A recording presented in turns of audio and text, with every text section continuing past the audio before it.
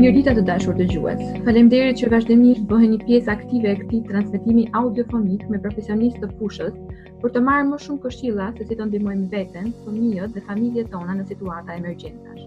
Në episodet e kaluara kemi folur së bashku me Anila Sulstarovën dhe Florian Kullën rreth vulnerabilitetit, vlerave tona si prindër në këto situata, rrugët që gjejmë ne si individ për të përballuar situatat, por edhe ankthin apo krijimin e një rutine të shëndetshme. Unë jam Vasilika Bargjo dhe sot ju ftoj në një bashkëbisedim me psikoterapistin dhe psikologun klinik Florian Kulla për të folur rreth një teme shumë interesante, forca e fantazisë. Flori, përse i pet nevojshme që kjo të ishte një ndër temat që duhet të trajtonim në këtë cikël podcastesh të World Vision? Fantazia në ndihmon shumë për mbushjen e dëshirat pa përmbushura të bllokuara dhe është proces i njëjtë me ëndrrën. Për mua fantazia është një ndër dhuratat më të mëdha të njerëzve. Ajo na jep gëzim thellë dhe është si ato erëzat që e kthejnë një ushqim pa shije në diçka plot shije. Na jep shpresë, na ndihmon të harrojmë hallet dhe të fokusohemi në gjërat që kanë më shumë rëndësi. Na parandalon ta marrim jetën më shumë seriozisht se ç'duhet. Për mua fantazia është kritike për cilësinë e jetës. Na lejon të ikim rutinave të përditshme, duke imagjinuar udhëtime, rënë dashuri, ushqime tek e fundit çdo gjë që e bën jetën më interesante. Na jep mundësi të shohim mundësi të reja dhe për mua është ushqyesja më e mirë e shpresës që e të bëhet realitet. Na nxit kryeshmëri, na shkarkon lodhjen, lehtëson dhimbjen, përmirëson kënaqësinë tonë dhe pasuron marrëdhëniet tona më intime. Sa të aftë janë fëmijët të përballen në një situatë izolimi social? A i ndihmon ata fantazia? Aftësitë e fëmijës për të përballur lidhen me moshën, por mbi të gjitha me cilësinë e marrëdhënieve që kanë me prindrit, vëllezërit, motrat, shokët. Deri në moshën 7 vjeç, fëmijët e përjetojnë situatën me sy të prindërve. Veprimet dhe sjelljet e tyre janë të ngjashme me ato të prindërve. Përvoja më ka mësuar se pas çdo fëmijë të traumatizuar në këtë moshë është një prind i traumatizuar. Dhe nëse prindët arrin të ofrojnë një stabilitet bazë në ditën dhe shtëpinë e tyre, të mbajnë disa rutina të ditës, të shmangin ngjarje të mëdha me ta, atëherë fëmijët janë më fleksibël për ta marrë veten. A ndihmon fëmijët fantazia? Absolutisht po. Unë kam një vajzë vogël 5 vjeçë, ajo çdo ditë më fton të jem shok në lojën e saj me gjasme. Nuk kemi lënë vend pa shkuar këtë kohë me fantazinë e saj. Jo më larg se djem tha, a shkojmë në Rom se gjoja nuk kishte koronavirus? Dhe në fakt ndërsa drejtonte vetë të gjitha skenat që në thelb ishin kujtimet të një udhëtimi të bukur para 2 vitesh, të ndërtuar lezetshëm me dëshira dhe imagjinat, edhe unë bashkë me të gjej veten në kujtime dhe përjetime të çliruese dhe të këndshme. Në lojë të tillë me gjasme, ne nuk kujtojmë, por riluajmë rolet dhe përfitojmë se jemi vërtet në Rom. Edhe tani e kam shihen akullore si hëngra me imagjinat. Unë punoj çdo ditë me fëmijët, të rinj dhe të rriturit, dhe shoh çfarë force ka fantazia për të na shëruar shpirtin. Nuk kanë fund të mirat e lojës me fantazi dhe arti i lirë tek fëmijët. Kur fëmijët luajnë me imagjinatën e tyre, ata rregullojnë më mirë gjendjen shpirtërore, rregullojnë vetë sjelljen dhe bëhen më pak të dhunshëm. Fantazia e shprehur përmes lojës i lejon fëmijët të shkarkojnë tensionin, sepse u jep një vend të sigurt të nxjerrin nga vetja ato që përjeton gjatë ditës. Ata përsërisin në lojë pikërisht ato skena ku janë ndier më keq. Përmes fantazisë dhe roleve që marrin, ata vendosin veten në një pozicion më të fuqishëm nëse keni vënë re. Nuk është rasti që ata zgjedhin të marrin rolin e prindit apo të superheroit me fuqi të pamata, apo kur kanë pësuar një aksident të marrin rolin e doktorit. Ne duhet të këshillojmë fakt çdo prind të mbështesë, të nxjisë, të bëhet pjesë e lojës imagjinare të fëmijës, sepse kështu i shpëton shëndetin dhe zhvillimin.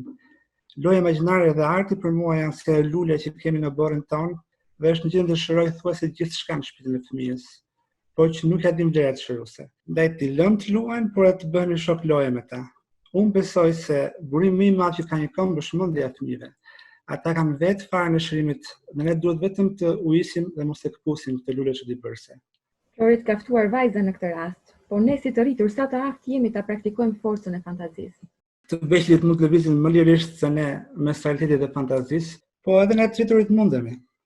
Ndryshe nga ç'e besojmë ne, studimet tregojnë se rreth 1/3 edhe ndonjëherë gjysmën e kohës gjatë ditës, ne të rriturit e harxojmë duke ndruar me sy hapur, duke bërë biseda imagjinare, duke fantazuar për pushimet e ardhshme, apo duke sjellë në mendje një kujtim të bukur të shkuarës.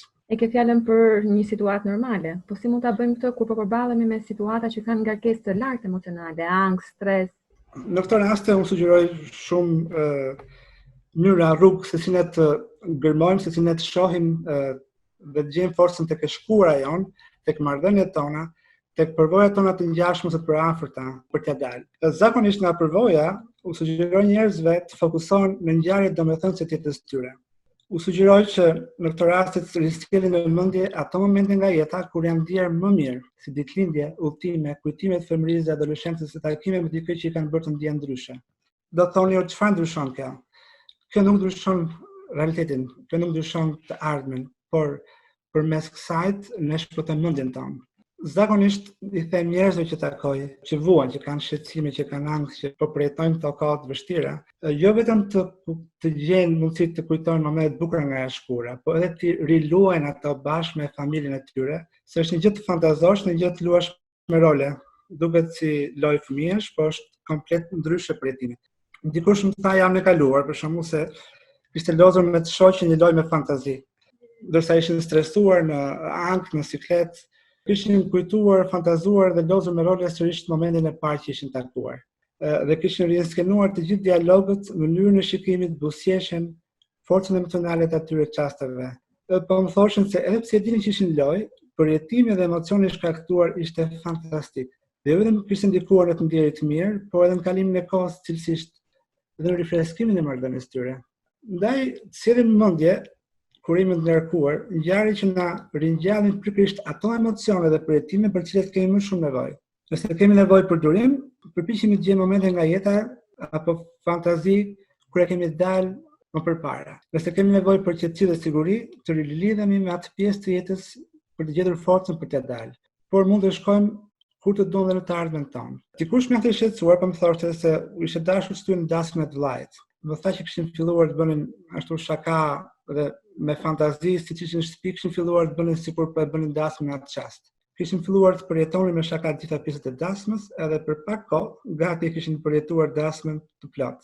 Dogjëm dhe shamin e beqarit, ishte vetëm një improvizim sigurisht, por përjetimi kishte qenë shumë çlirues. Një tjetër mënyrë që unë sugjeroj gjithmonë që ne të rriturit përdorim fantazinë në dobit që ne tonë mendor, është përdorimi i bisedave imagjinare me njerëz të rëndësishëm dhe pozitiv nga jeta jonë. Kur shoh dikë që ndihet shumë në ankth për situatën dhe i duket vetja i dobët, e ftoj të bëjë një bisedë imagjinare me dikë nga jeta e tij, që gjithmonë ka besuar te ai, edhe ka inkurajuar bukur edhe në kohët më të vështira për ta. Një tjetër që ka shumë frikë se mos vdes, e ftoj të bisedoj përmes fantazisë me gjyshin e tij që ka pak që ka vdekur, dhe përmes imagjinatës tij dhe ndihmës time, ai fillon të qëndrojë dhe flas më shumë për frikën e vdekjes. Flori, duket e thjesht kur e thua, por realisht jo të gjithë e kemi kaq thjesht. Do na ndihmosh me disa sugjerime si ta vëmë në lëvizje fantazinë, edhe ta përdorim ato që të rrisim mirëqenien tonë emocionale? Një formë praktike që unë gjej janë vizualizimet, ose imazheria e drejtuar. Kjo është një formë shumë e thjeshtë, teknik e thjeshtë për balluar stresin në vendin ku je, në momentin ku je. Një formë se si unë përdor vizualizimin dhe sugjeroj të gjithë është thjesht merrni një çast aty ku jeni dhe imagjinoni, krijoni një imazh mendor, sikur po e largon energjinë nga trupi, apo sikur po i largon problemet nga vetja, shqetësimet e përditshme nga vetja. Një formë tjetër është gjej një vend ku nuk do të jesh i shqetësuar për disa minuta, dhe rehato qoftë ulur apo shtirë. Mbyll syt edhe merr frymë thellë ngadalë për të qetësuar. Mendo një imazh, një vend, një skenë ose kujtim që të relakson. Imagjino veten në vendin më të paqshëm që mund të imagjinosh, dhe ky mund të jetë vend imagjinar ose kujtim nga një vend që ka pasur rëndësi për ty. Skena që imagjinon do të jetë shumë personale dhe do të jetë diçka që vërtet të tërheq. Nëse ke të vështirë të gjesh një skenë, po të ndihmon me disa ide. Për shembull, të fantazosh sikur je në plazh, duke u relaksuar në diell, duke dëgjuar dallgët dhe duke shkruar diçka në rër. Apo imagjino sikur je diku në natyrë, duke u shtrirë në bar apo duke mbledhur lule.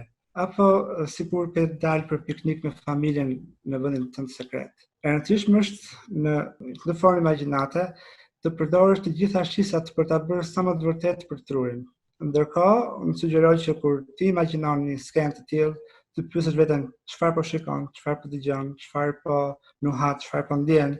Është e rëndësishme të kujtojmë se efektiviteti i imazhit është përdorimi i të gjitha shqisave. Për shembull, nëse keni vendosur të imagjinoni skenën e plazhit, përpiqeni të ndjeni aromën e detit, freskinë e fllatit në breg, apo rërën e duar dhe në këmbë teksa e shkelni, nxehtësinë e diellit, zhrumën e dallgëve. Objektivi në këtë imazh është të fusësh veten plotësisht në skenë. Edhe kjo përfshin atë që mund të shohësh, jo shprehësh dhe nuhasesh dhe mënyrën se si ndihesh. sa më shumë detaje, aq më shumë efektive është teknika. Flori, çfarë mund t'i thoshim atyre personave që janë skeptik dhe që do thoshin kjo është shumë e çuditshme, çfarë je duke sugjeruar? Herën e parë kur e përdorin të teknik, mund duket pak e çuditshme për ta dhe mund të ketë vështirësi për të futur plotësisht në këtë lloj skenash imagjinare, duket si lojë, duket shaka dhe nuk e marrin seriozisht.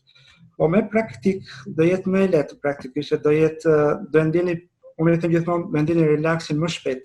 Nuk është një gjë që e them unë pa pritur e pa kujtuar, është një gjë që bazohet në studime pafund.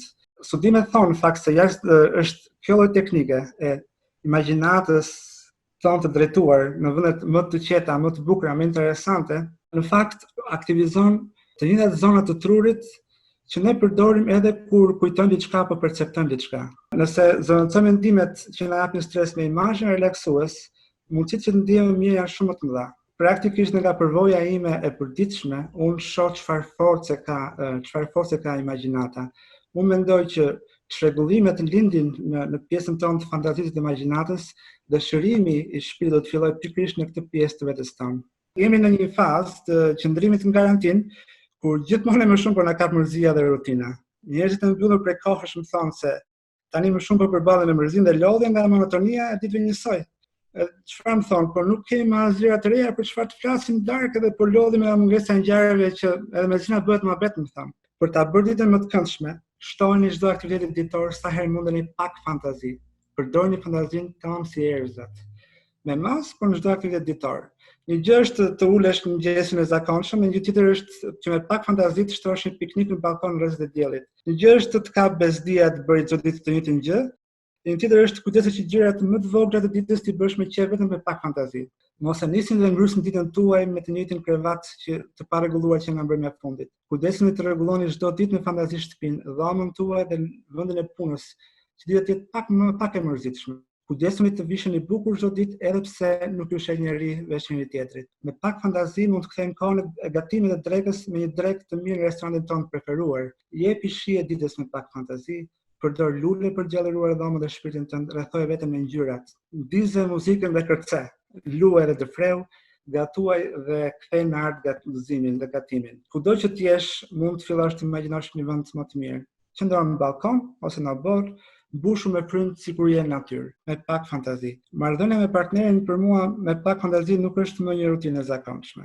Secili nga ne në fakt ka, sipas meje, ka formën e vet të qirimit dhe se si e ndihmon fantazia, dikë frymëzon krijimin e tekstit kënde, dikush ndihet mirë kur fishkëllen, dikush tjetër teksa bën një dush plot vajre dhe aroma. Ndaj, për mua mesazhi i sotëm është shtoni pak fantazi, por mos e tepëroni trini gjatë gjithë kohës në fantazi. Siç thonë dhe kolegët e mi mjek, nëse e kapni në këtë kohë veten duke folur me lulet, mos u shqetësoni se është normale. Por nëse vini re se lulet kanë filluar të flasin me ju, ka ardhur koha të merrni telefonin dhe të njoftoni mjekun tuaj. Me pak fjalë, për ta përmbledhur edhe nga ky takim, kuptojmë se nuk jemi të distancuar nga marrëdhëniet, por jemi vetëm fizikisht të izoluar. Ndërkohë mendja, fantazia jon nuk është në izolim, përkundrazi. Gjatë qëndrimit në shtëpi, me sa duket mund të zhvillojmë fantazinë tonë dhe të ndërmarrim udhëtime që i bëjnë mirë mendjes dhe shpirtit. Faleminderit që ishit me ne sot, deri në takimin e ardhshëm. Kujdesuni për veten dhe familjet tuaja. Deri atëherë, qofshi mirë.